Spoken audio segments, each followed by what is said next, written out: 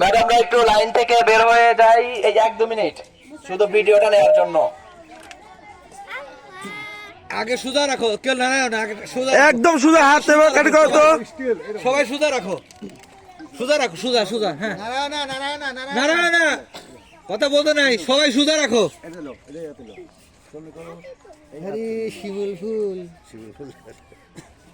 হ্যাঁ সবাই নাড়াও তো দেখে এবার আস্তে আস্তে।